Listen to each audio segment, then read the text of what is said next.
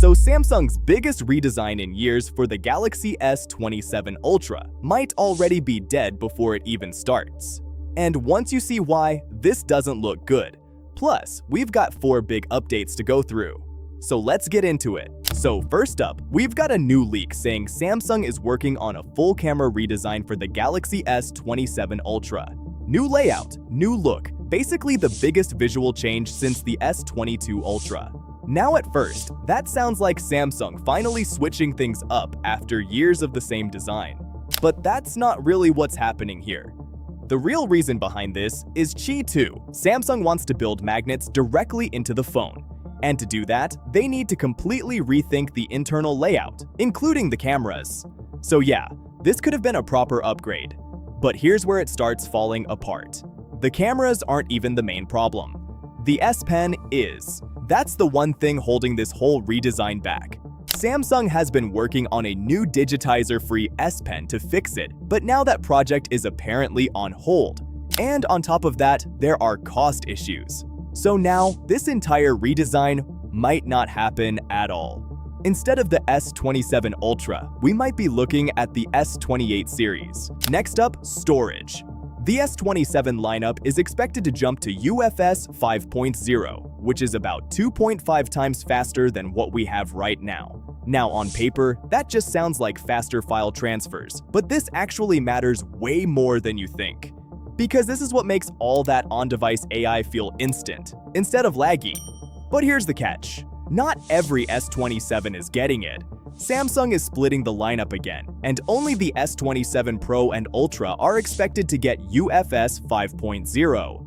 The regular S27 and S27 Plus, they might stay on UFS 4.0, or maybe 4.1 if Samsung's feeling generous. And honestly, even that is questionable.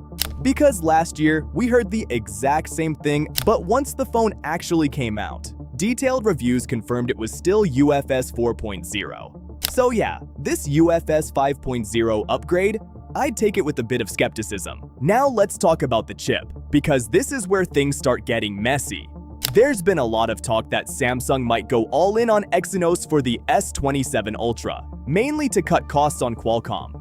And honestly, that had a lot of people worried. But now, Qualcomm just stepped in. The official Snapdragon account posted a recap of their 16-year partnership with Samsung, ending with, "There's so much more to come." Now that might sound vague, but it's actually a pretty big hint. Because we already know Qualcomm is splitting the next Elite chip into 2 versions. So, putting that together, the S27 Ultra is almost definitely keeping the top-tier Snapdragon, but it's not that simple. Because this is where things start getting a little ridiculous. The S27 lineup might end up with 3 completely different chips, depending on which model you buy and where you live. So yeah, the gap between these phones is about to get very obvious. Now Apple's been doing the whole Pro versus non-Pro chip split for years. But this is on another level. 3 different chips in one lineup? That's just messy. Now here's where it gets interesting. For years, it's been the same story. Snapdragon is better than Exynos. But now, a new leak is suggesting Samsung is actually flipping. This year, the Exynos 2600 already started closing the gap. And now with the Exynos 2700, Samsung is going even further. They're switching to a completely different chip design, something much closer to what Apple's M-series chip's been doing. And the result? Better thermals and a big jump in memory performance. Now we're already seeing early signs of this.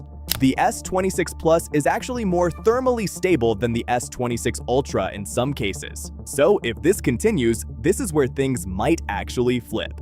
But before we get ahead of ourselves, we still need to see real-world results. And finally, the one a lot of you have been waiting for: battery. Now even Samsung knows this has been a weak point. Their own executive literally admitted they've been a bit uninnovative here. But that might finally change with the S27 Ultra. According to the latest leak, Samsung is working on silicon-carbon batteries, which could push capacity well past what we have right now. So yeah, this could be a big upgrade. But here's the problem. They tested silicon-carbon on the S26 Ultra, and the results weren't good. The cells failed way earlier than expected. So now, this isn't as straightforward as it sounds. There's a real chance Samsung plays it safe here. They might test it on mid-range phones first before taking that risk, which means, in the end, the S27 Ultra might still stick to a regular battery, with just a small bump. And by the way, while Samsung is still figuring things out, Apple might already be ahead with the iPhone 18 Pro Max. Click here to check it out in full detail. This is Techtics, and I'll see you there.